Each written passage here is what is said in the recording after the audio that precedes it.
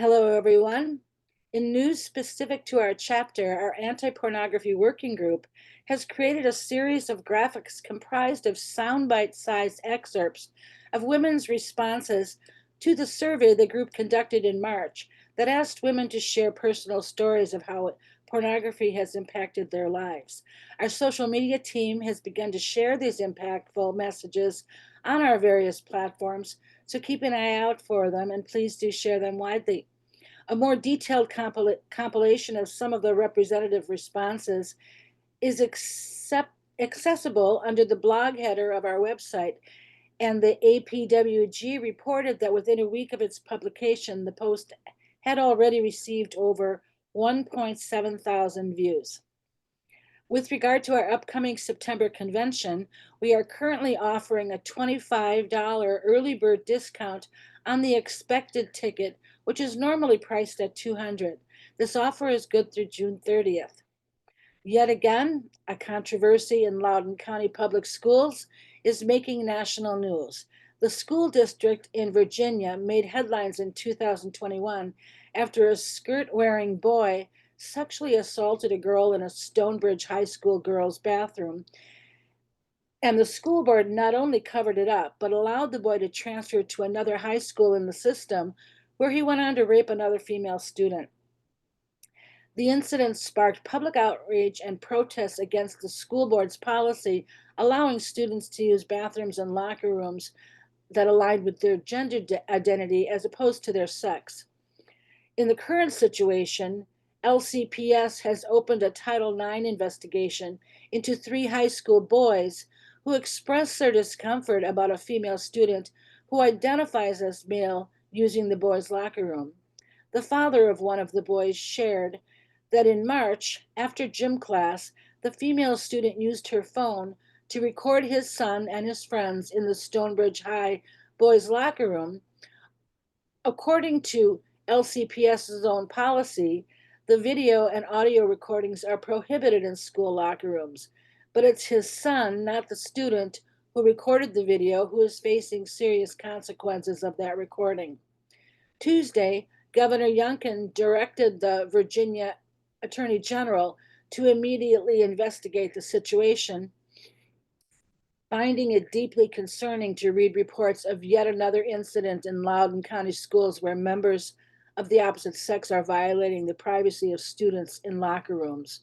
Even more alarming, the victims of this violation are the ones being investigated.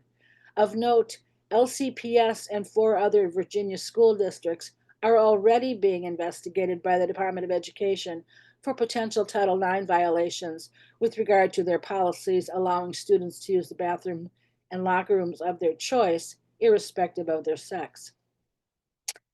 Jennifer Say of XXXY Athletics shared on X that over the weekend, a boy who goes by Ab Hernandez placed in 3 girls' track and field events at the California CAF Southern Section preliminaries. He will go on to compete at the CAF State Track and Field Championships at the end of the month. Hernandez placed 3rd in the girls' long jump, 1st in the triple jump, and 8th in the high jump. In every event, he displaced a multitude of girls from qualifying for the state finals. Beyond the placements, the female competitors who wore Save Girls Sports t-shirts at the event were made to remove them. They were censored and prevented from standing up in their own defense by CAF. Marissa Rothenberger, who is dominating girls softball in Minnesota with a .12 batting against average, almost unheard of even amongst top tier elite pitchers in MLB. Rothenberger is crushing elite stats, given the current NCAA rules, which require that proof of sex come in the form of a birth certificate, which can be changed in 44 states. There is nothing to stop Rothenberger from going on to compete on women's softball in the NCAA and dominating. I think I forgot to mention that this softball pitcher is in Minnesota. I'm not sure if I mentioned that. Closing on a more positive note, last week the Supreme Court allowed the Trump administration to begin executing its ban on trans-identified military service members at least for now. The justices blocked a lower court order that temporarily halted the ban's enforcement. The order in Schilling v. Trump lifts the nationwide injunction, allowing the administration's policy to take immediate effect while legal challenges proceed. And that's all I have today. Thank you. Okay, so two things I think have happened in Scotland this week that are quite relevant, but mixed outcomes though. The Scottish Parliament has finally agreed that men shouldn't be allowed to use the women's toilets and vice versa, and they've created a sort of separate gender neutral space. So they are keeping men's toilets and women's toilets and having a third block of, or third toilet as well. All hell has been let loose. I mean, you would think that trans people were being murdered by the dozen from the outcry about this, even although a lot of places have been doing it for a long time. But the Scottish government and a lot of other organisations are nevertheless still dragging their feet on implementing similar policies everywhere else. So yesterday's news was that a lot of the NHS boards across Scotland are refusing to implement it, including Fife, which is where the Sandy Peggy case is taking place. And they're all saying there's this fantasy explanation grown up that nobody knows what the law is until the EHRC issues its guidance. Well, it issued interim guidance sort of immediately after the ruling, and it's going to have quite a big consultation process before the final guidance is drawn up and issued probably at the end of June.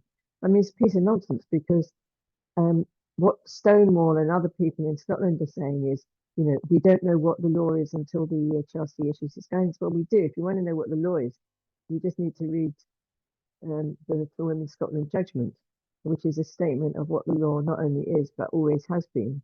And people are pretending that this isn't the law. It's not law. People are talking about it as being new law. Well, it's not new law. It's old law. And people are saying that it doesn't have any force until the EHRC issues guidance, which is just absolute rubbish.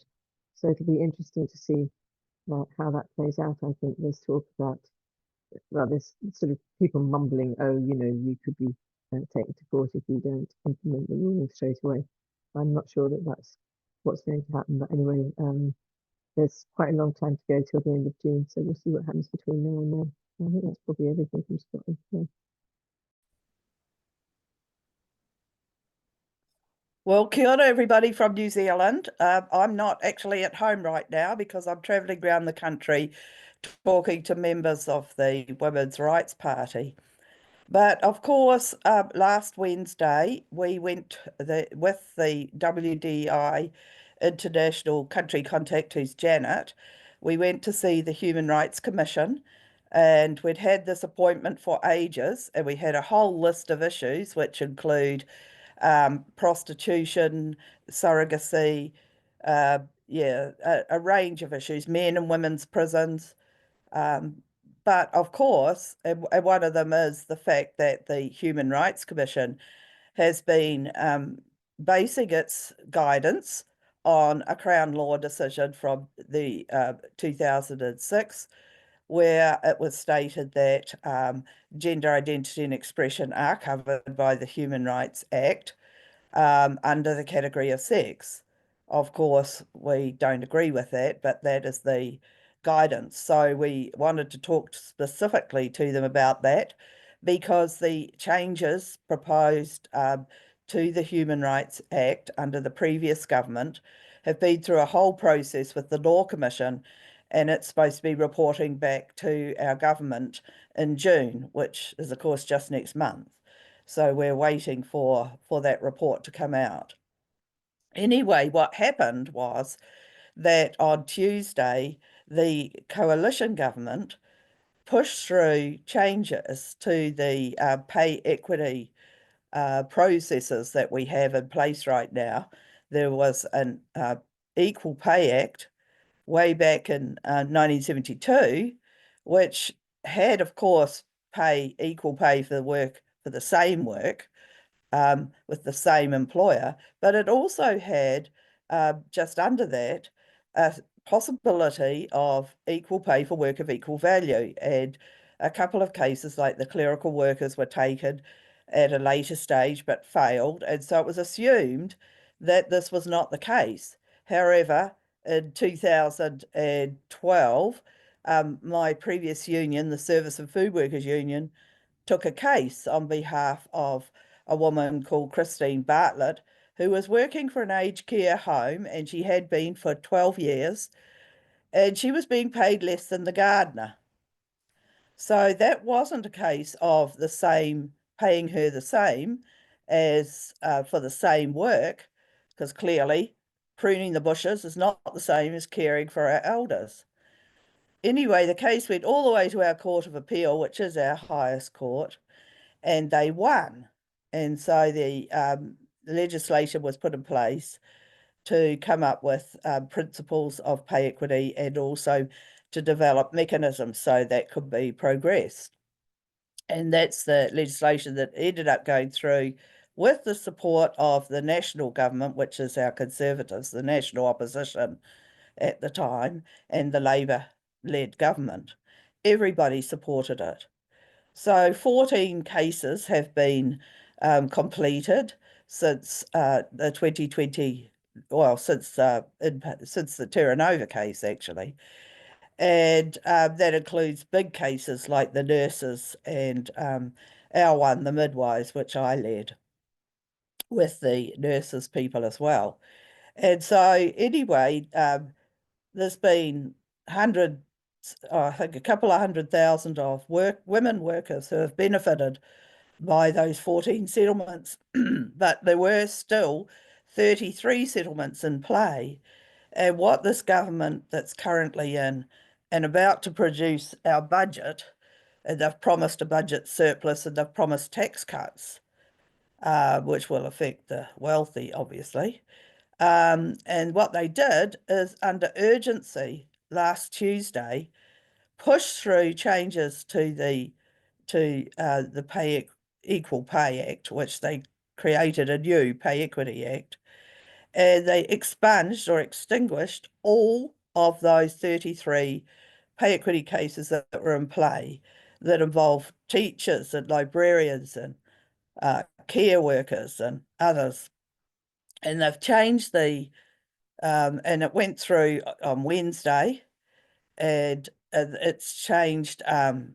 The changes make it impossible for some groups to proceed, under the new act, because that's the argument the government's pushing. We haven't done anything. We've just changed to make it, because it was too loose, and people will be able to reapply, but secondary teachers will not be able to reapply, and nor will probation officers, because they shifted the threshold from 60% to 70% women dominated. And secondary teaching is 63% women, and probation officers are 68%. So it could be that this would affect others of the 33 cases, claims that were extinguished the other day. So there's been a huge outcry, and what we've found is that women of all left and right are outraged, and as a result, there's been huge amount of controversy, with a big focus on the male comparators, because the government is pushing back, saying it's ridiculous to compare librarians with fisheries officers, for example. And there seems to be having some success in some quarters, particularly with men who do not understand how pay equity works, because it's not about them doing the same work. It's about going through and meticulously analysing and evaluating and interviewing role holders to produce the evidence that the work that is similar or equivalent in terms of the process proves that there's been evaluation and that women are owed a lot of money over, decades, really. So it's, and they're trying to narrow the comparators, which would make it impossible for, say, nurses and midwives to succeed in a pay equity claim because you have to get your male comparators from the same sector. And we just don't have, except for doctors and nurses, dentists rather, who are fast becoming women-dominated as well. We don't have male-dominated occupations within the health sector. The only one that was there was biomedical people who make prosthetics. So I think there's a huge amount of misogyny in this whole argument that how ridiculous it is to compare certain male-dominated jobs with women-dominated, because people just buy the bias that is there in society, that work, for example, of police is far more dangerous, therefore should be paid more than nurses, for example, which has been a traditional male comparator for a long time. Anyway, so in the midst of all this, a very provocative article was published in our mainstream media that used the C word. It had C.T and called our Minister of Finance, Nicola Willis, a C.T. And that's become hugely contentious, and people are outraged. It's quite funny because some people like to claim that word. But in an interview yesterday, I said that I didn't like it and didn't think we should be certainly surprised that it went into the mainstream media. I don't know in the UK whether your tabloids would use words like that. They might do, but it's not a thing that we do in New Zealand. We don't really have tabloids. So anyway, that's the news from New Zealand. It's now our law. It's waiting for the Governor General to give assent on behalf of the King, and then all these women will be out in the cold or having to, reinitiate and presumably start the process all from the beginning. So our meeting with the Human Rights Commission got a bit became quite a bit about this issue, because the government did not even talk to the Human Rights Commission before they put this legislation through. So we've got a commitment from the Human Rights Commission to meet with us again for all those other issues that we didn't get to raise. So that's our report from New Zealand.